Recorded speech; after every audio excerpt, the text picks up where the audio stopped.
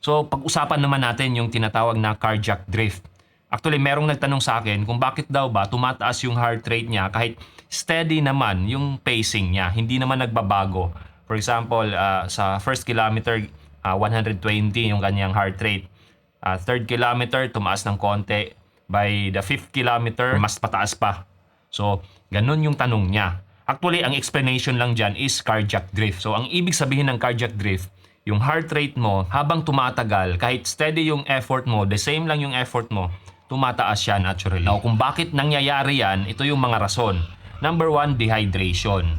So, habang tumatagal, syempre, nagpapawis tayo. So, magiging dehydrated tayo. Actually, nawawalan tayo ng tubig sa katawan natin around 0.5 to 1.5 liters per hour. Ganun ka daming tubig nawawala sa atin. And part of it is yung tubig na nasa dugo or dumadaloy sa mga ugat natin, yung blood plasma. So once dehydrated tayo, yung ating puso tumitibok ng mabilis para ma-compensate niya yung kailangan or demand ng ating katawan sa hangin saka sa mga nutrients. So yung isa pang rason is yung increased body temperature. So habang tumatagal yung takbo natin, umiinit yung katawan natin, kailangang i-cool down yan. And ang isa sa nagpapalamig, aside sa hangin na dumadampi sa ating katawan, is yung ating dugo.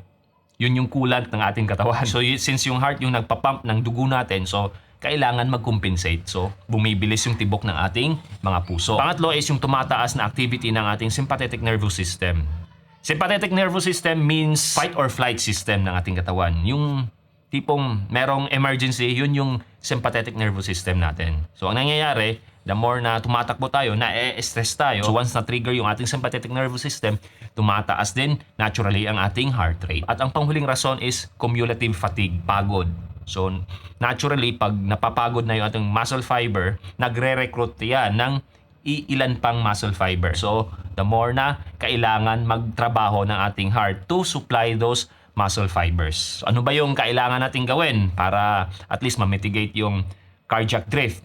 Number one is to stay hydrated. Pangalawa, replenish your electrolytes. Makikita natin yung tumatakbo ilan, lalo na kung mga long distance, mayroon silang electrolyte or kaya asin na binabaon. Pangatlo, yung nakikita natin sa ibang runner habang tumatakbo ng kanilang races, binabasa nila yung kanilang sarili. Iba pa nga, makikita natin merong ice dito sa kanilang batok. So, para mag-cool down sa katawan nila, para hindi mahirapan yung ating puso, para hindi masyadong tumaas yung heart rate. Pangapat, slow it down, or yung pagsisimula mo ng takbo, hinay-hinay lang. Tapos, kung talagang tumataas na masyado yung heart rate mo, pwede kang maglakad or to slow it down. Ganun lang. Panglima is HIIT training. So, tatakbo tayo habang mainit para mag-adapt yung sarili natin. Merong study dyan na habang tumatakbo or nag-HIIT training tayo, nag-a-adapt yung ating katawan, nag-e-increase yung blood volume natin. At yung panghuli, train more para ma-develop yung aerobic fitness mo. Para hindi ganun kabilis yung cardiac drift na mangyayari.